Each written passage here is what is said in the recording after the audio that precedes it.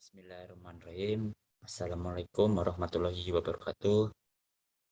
Alhamdulillahirrahmanirrahim. Wassalatu wassalam anbiya wa mursalin. Sayyidina wa maulana Muhammadin wa ala alihi wa sahbihi ajma'in amma ba'du.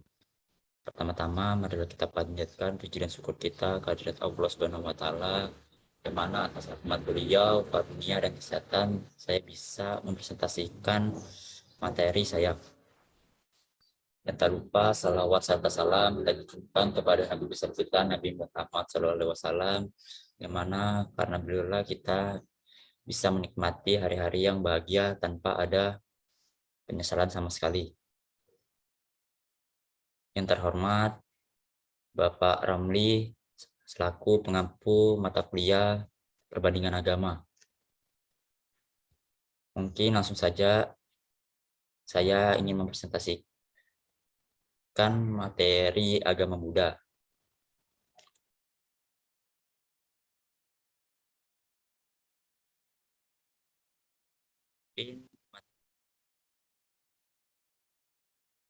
Pembahasan pertama yaitu kajian historis dan pembawaan agama Buddha. Agama Buddha itu muncul pada abad ke-6 sebelum Masehi di India Utara, daerah kerajaan Magadha, diajarkan oleh Sang Gautama atau Siddhartha. Hidupnya itu 560 sebelum Masehi sampai dengan 480 sebelum Masehi. Ayah dari Pangeran Siddhartha Gautama adalah Sri Baginda Raja Sudodana dari suku Sakya, dan ibunya adalah Ratu Mahamaya Dewi. Ibunda Pangeran Siddhartha Gautama meninggal dunia 7 hari setelah melahirkan pangeran. Pangeran Siddhartha menguasai semua pelajaran dengan baik dalam usia 16 tahun. Pangeran Siddhartha menikah dengan Putri Yasodhana yang dipersuntingnya setelah memenangkan berbagai sayembara. Menurut riwayat hidupnya, Gautama mula-mula beragama Hindu mengikuti orang tuanya. Untuk mencegah pengaruh kehidupan masyarakat yang mungkin dapat melemahkan kepercayaan atau keimanannya dalam agama, maka dia tidak diizinkan melihat kenyataan hidup di luar istana.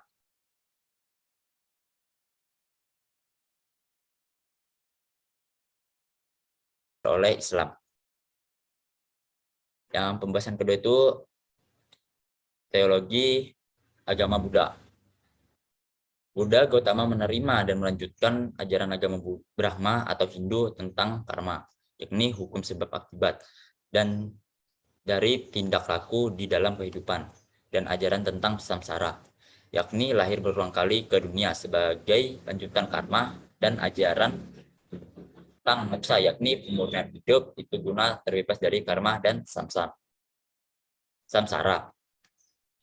Sekalipun Buddha Gautama menerima ajaran tentang karma dan samsara, itu akan tetapi ia menyelidiki dan meneliti pangkal sebab dari keseluruhannya. Ia merumuskan di dalam 4 kebenaran utama.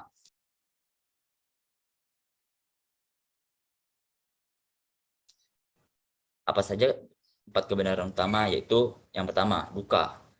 Lahirnya manusia menjadi tua dan meninggal dunia. Yang kedua itu samudaya. Penderitaan itu disebabkan oleh hati yang tidak ikhlas dan hawa nafsu. Yang ketiga itu niroda. Penderitaan dapat dihilangkan dengan hati ikhlas dan hawa nafsu ditahan. Yang terakhir itu maga atau jalan. Buddha mengemukakan 4 tingkatan jalan yang harus dilalui, yaitu yang pertama itu sila atau kebajikan, yang kedua itu samadhi, perenungan, yang ketiga itu pama, pengetahuan atau hikmat, yang terakhir itu vimukti atau kelepasan. Jadi kemudian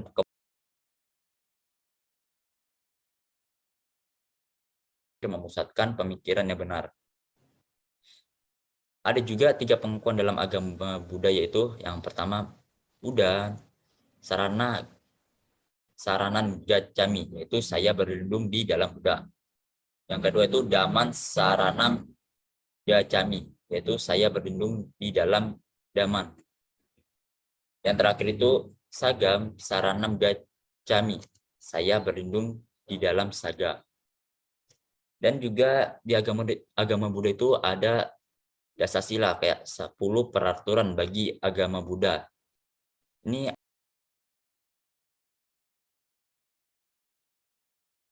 setiap pemeluk agama Buddha maupun biksu harus menaati 10 peraturan ini. Yang pertama itu jangan mengganggu dan menyakiti makhluk. Yang kedua itu jangan mengambil apa yang tidak diberikan. Yang ketiga itu jangan berzina. Yang keempat itu jangan berkata bohong. Dan yang terakhir itu jangan meminum barang yang bisa memabukkan. Dan ini juga ada untuk golongan biksu, ditambah 5 lagi.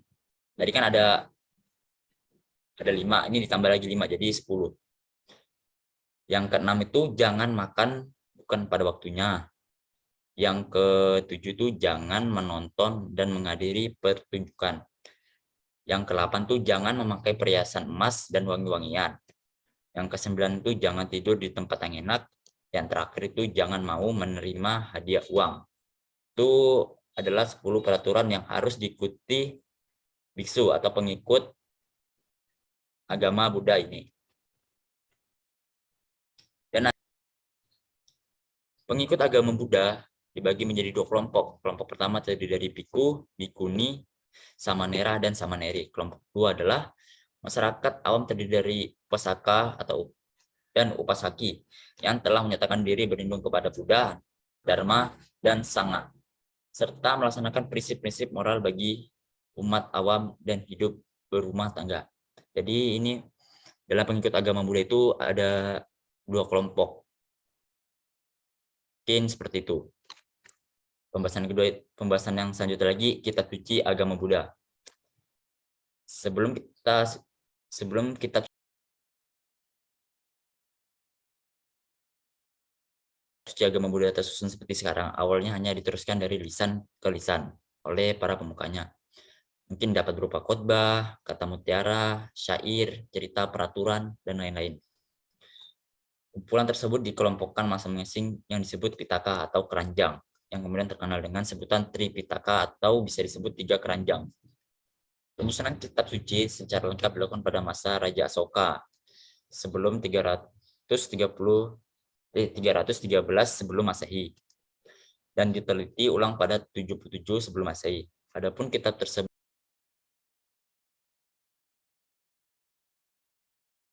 adalah yang pertama itu Sutta Pitaka.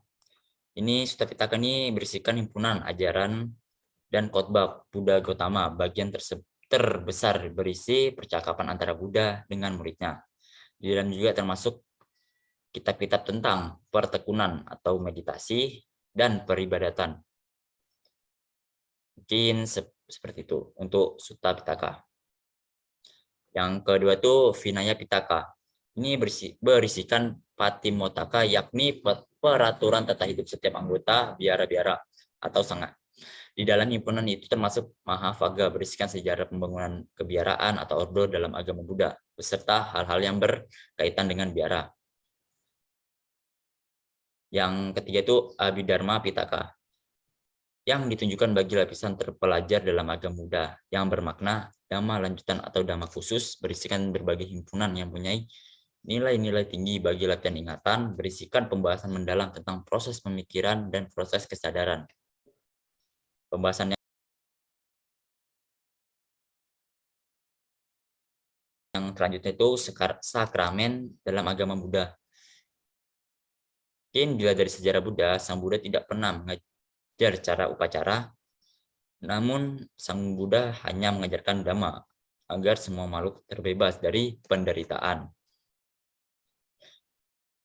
Pada zaman Buddha, upacara hanya dilakukan untuk penabisan biku atau bikuni dan samanera atau calon biku atau bikuni. Namun upacara sekarang kita lihat dan dilakukan oleh umat Buddha merupakan perkembangan dari kebiasaan yang ada, yang terjadi sewaktu Sang Buddha masih hidup, yaitu yang disebut vata, yang artinya kewajiban yang harus dipenuhi oleh para biku seperti merawat Sang Buddha, membersihkan ruangan, mengisi air, dan sebagainya, sehingga mereka semua bersama dengan umat lalu duduk selanjutnya mendengar khotbah dhamma yang disampaikan oleh Sang Buddha.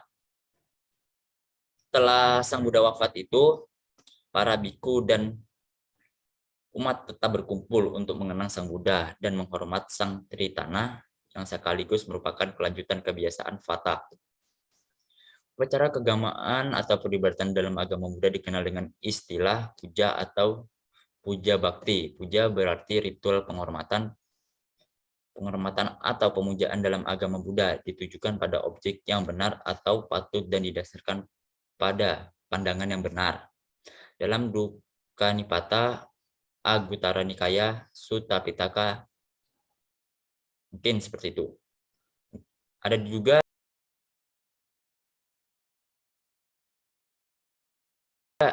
dalam agama Buddha itu cara pemujaan. Itu ada dua cara pemujaan. Yang pertama itu Amisa Puja, memuja secara materi.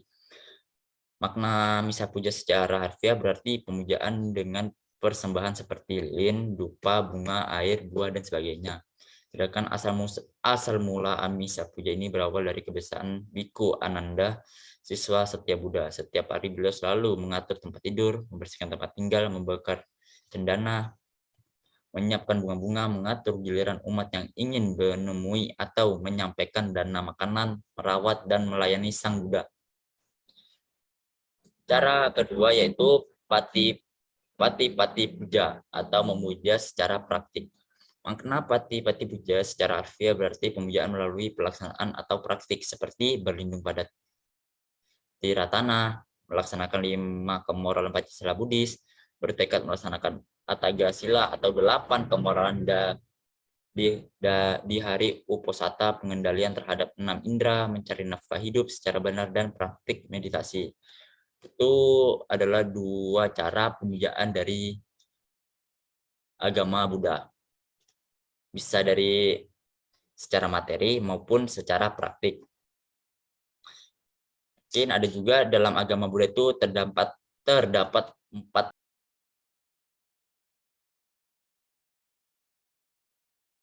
hari raya besarnya, yaitu seperti Waisak. Penganut agama Buddha ini merayakan hari Waisak yang merupakan peringatan 3 peristiwa, yaitu hari kelahiran Pangeran Siddhartha, hari pencapaian penerangan sempurna Pertapa Gautama, dan hari Sang Buddha wafat atau mencapai Nibbana atau Nirvana. Mungkin itu. Yang kedua itu Katina. Hari raya Katina merupakan upacara persembahan jubah kepada Saga setelah menjalani wasa. Jadi setelah masa wasa berakhir, umat Buddha memasuki masa Katina atau bulan Katina. Dalam kesempatan tersebut, selain memberikan persembahan jubah Katina, umat Buddha juga berdana kebutuhan pokok para biku, perlengkapan vihara, dan berdana untuk perkembangan dan kemajuan agama Buddha tersebut. Yang ketiga itu Asada, kebaktian untuk memperingati hari besar Asada disebut Asada Puja atau Asala Puja. Hari Raya Asada diperingati 2 bulan setelah Hari Raya Waisak, guna memperingati peristiwa di mana Buddha memaparkan Dharma untuk pertama kalinya kepada 5 orang pertama. Yang terakhir itu Magha Puja. Hari besar Magha Puja memperingati disabdakannya Ovada Patimokkha, inti agama Buddha dan etika pokok para biku. Sabda Sang Buddha di hadapan 1.250 arahat, yang kesemuanya arahat tersebut ditahbiskan diri oleh Sang Buddha atau Ehi Bhikkhu, yang kehadirannya itu tanpa diundang dan tanpa ada perjanjian satu dengan yang lain terlebih dahulu. Sabda Sang Buddha bertempat di Vihara Veluvana Rajaga, tempat ibadah agama Buddha disebut wihara.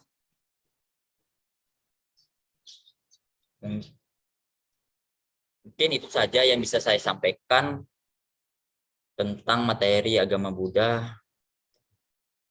Kurang lebihnya saya mohon maaf. Wabillahi taufiq wal hidayah. Wassalamualaikum warahmatullahi wabarakatuh.